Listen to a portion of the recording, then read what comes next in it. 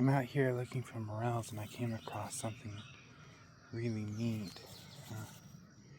You can't see down here. Let me see if I can zoom in on the right spot. There's a spider. And he just got himself a worm. I think he dragged it back in. But I was watching the spider get this worm. It's pretty neat. But I haven't found any morels. What I have found back here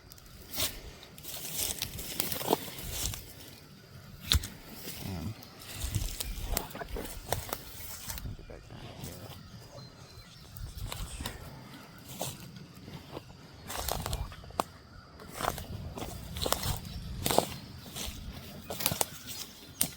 Where was this at?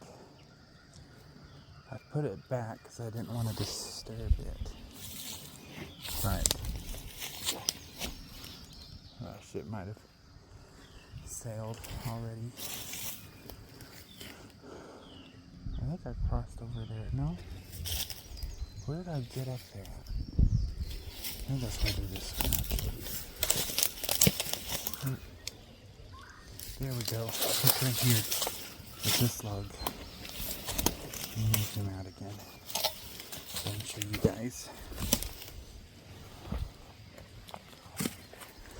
So I noticed right here, this log. I've been keeping this plow with me as a way to poke around mushrooms whenever I find it, so if I want to pick something up, I do this just to kind of make sure that there's no snakes or nothing. But so I noticed on here, where is it at? You see all this white? Oh, when I get this to focus in, all this white on here, that's mycelium. So that's mushrooms are growing here. And I don't think this is the exact log that I picked up, because the log that I picked up, I noticed a few polypores on it. Perhaps it's this one. Yeah, it's this one. See, look. Do you see that polypore right there? And there's one right here at the base just kind of sticking out. And there's some up in there. And all this mycelium. So I put it back in there. I think that ship has sailed, trying to save it, but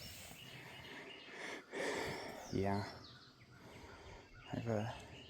I found a couple common little browns today, but nothing too wild. I'll start filming again if I see anything super cool. Look at this dead tree. You can see all up inside of it. It looks like termites, maybe. It's got these holes and everything. It's very dead. It doesn't have a top or nothing. But yeah, I heard it creaking earlier. It's probably about to fall. I should probably get out of here. I found this the other day, but look, this is called a cushion polypore. See, as we get closer, it looks like there's a cushion. Just kidding. That's not a polypore. That's some foam that someone put. I think it got me the first time. First time I thought it was an orange cushion, which would have been really cool. But I think this all used to be like a pond. I kind of see remnants of trash and stuff that made me think that, back in the day people used to chill here. So I think this used to be a pond, and that was a drain or something. I found it down in there, in that little hole. So I was like, oh wow, it's a Christian polypore. But nope, it's just some old spray foam that is so old it turned orange. But speaking of this probably being an old pond, an old haunt place for people to hang out, I was literally just down here a second ago and I found, oh, that's how I get back there. That's my little gate to my little hidey hole. But from this, it's an old Mountain Dew bottle. I mean, it's made out of glass, but it's very much got like a plastic wrapping on it. I don't know if this is from the 80s or 90s or what, but I could probably find it if I took off some of this dirt. But yeah, neat find. And keep a trash bag back there whenever I find trash. Didn't find any cool mushrooms today. There is that old dead armadillo. You know what the scales of an armadillo are called? There's a single armadillo scale. It's called a scoot. That's right. A scoot. Now, I don't know if y'all can see this, but there's a tree out there. And whenever you're driving down here about twilight, it looks a lot like a person just standing in front of those hay bales. At the top of that tree, you can hardly tell because it just blends in with the trees behind those hay bales. But that is indeed a tree. And I will let you know that I have driven around this pasture at probably 8 o'clock at night and been absolutely terrified about that tree. A little another thing that I do whenever I go through here.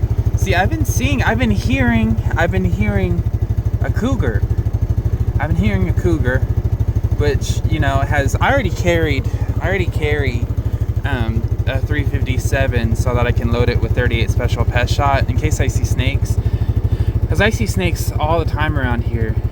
I mean, right here is one of the favorite spots. I shot a cottonmouth here like a year ago, just about. But I've been seeing mountain lions, and that's gotten me loading my 357 half with pest shot and half with 357. But also, I guess Oklahoma Wildlife, or the Wildlife Foundation, doesn't recognize that cougars are this far. Now, there's a creek not that far from here named Panther Creek because there's panthers around here. On top of that, I've been hearing them. I think they're trying to get into the chickens out front, so I hear them. And I saw one the other day whenever I was going to pick up my girlfriend. I saw one, it was about 9:30 at night. So I didn't get a picture of it because, I mean, it was probably 5 seconds, you know, and on top of that, you see a cat that's about the size of the hood of my car. The first thing on your mind isn't, oh, I should pull out my phone and take a picture. So I've been looking for tracks, and I know I've seen a track before, but I didn't have my phone on me whenever I saw it. So whenever I'm driving through here, I start getting close to these creeks, I look for mountain lion tracks. And that's predominantly the reason why I come out here anymore, other than mushroom hunting, is because I want to look and see if I can find any tracks of a mountain lion. And these tracks are honking. I bet there was a morel right there and it got dug up by a hog. But I've been looking for mountain lion tracks just about everywhere, and I haven't found one yet since I've actually been looking for them and keeping my phone on me charged and everything. So I don't know. But yeah, they're definitely out here. I just want to take a picture of it because you can't report it to the Oklahoma Wildlife Foundation unless you have photographic evidence unless you have proof, whether that be a track, whether that be a video or a picture or something like that. I also want to get some trail cams. I've been meaning to talk to my uncle about getting trail cams out here. But yeah, wild stuff. I was walking down this creek bed a little bit. I don't know if you can see my ride a little bit farther down, but I was going under all these branches and I got down this way. Look at that big root system over there. I want to go further, but I don't know. I got this in my way, and I'm a big fan of not messing with things in nature if I don't need to. So I don't want to tear this down because I think that's poison ivy, but I still don't want to mess with something that's living, you know. This is a nice little gate. It's like nature's way of telling me, okay, this is as far as you need to go. So, alrighty, I'll make the trek back. We've made it to another one of my stops, and I come out here again because I want to look around for mountain lion tracks. Oh, there we go. I also wanted to show you guys this. This is something that you don't get to experience if you live in the city, and it's really quite special. These are boar tracks throughout here, but as you walk across this shoreline, there's bullfrogs, and I wish there was a way for me to show these bullfrogs that I don't want to hurt them in any way, but they get scared of you, so they just hop into the water, and they sure do make the funniest little noises. I don't know if you heard that one. Let's listen for a sec.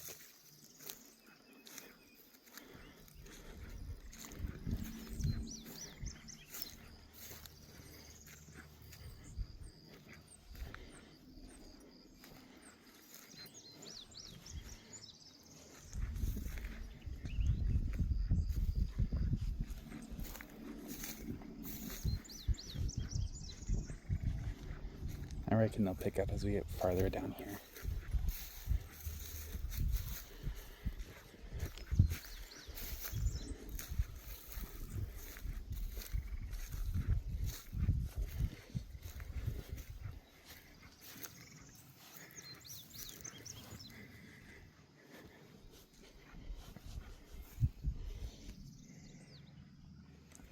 Here's some turkey tracks.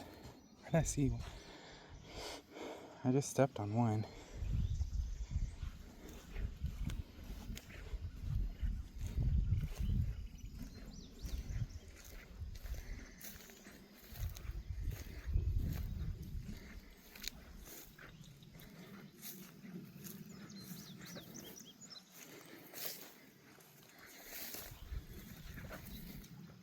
Did you hear that one?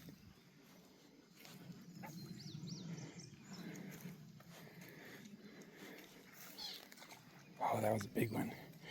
Oh, looky here, looky here. This is a really special little guy. Oh my goodness. I'm so glad we happened across him. Do you see that right there? That, my friends, I believe that to be a pleated ink cap.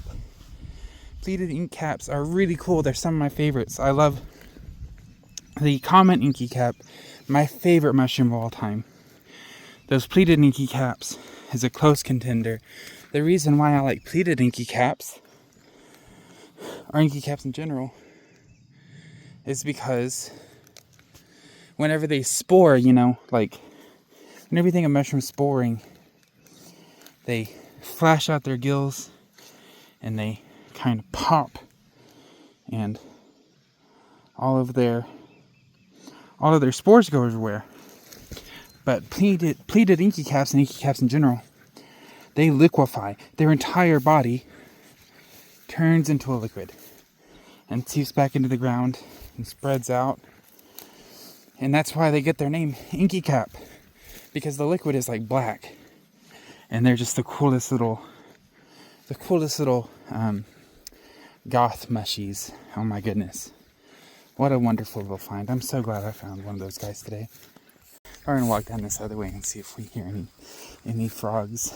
I think you guys were robbed of them on that other side. A lot of times they'll just, there was one that just went into water. A lot of times they'll just like, you hear them. It's like a machine gun going off as you walk down this way. I'm always scared of these little areas right here. If I was a snake, I'd be in them.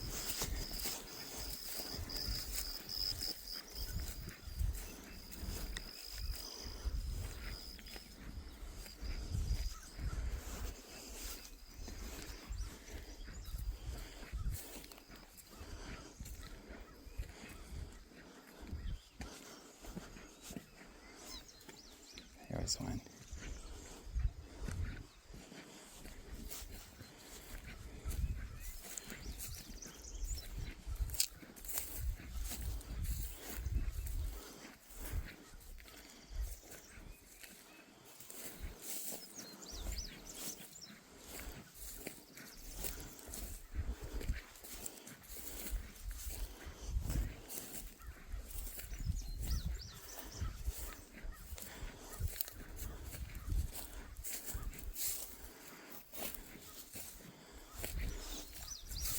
There's another. That looks like a deer track. It's a little bit sharper as opposed to like board. Oh, there goes another. These boar tracks that are kind of more round along the side.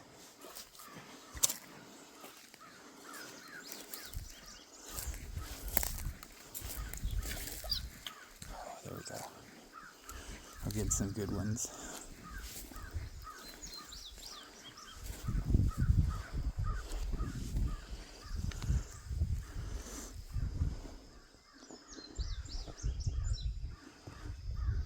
Yep.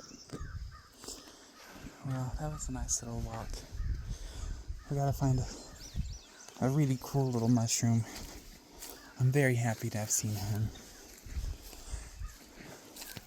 We gotta hear some bullfrogs. There's not a lot out today. Maybe it's because it's stormy. I don't know. Maybe it's because it's a little warm. I don't know amphibians as much as I know mushrooms.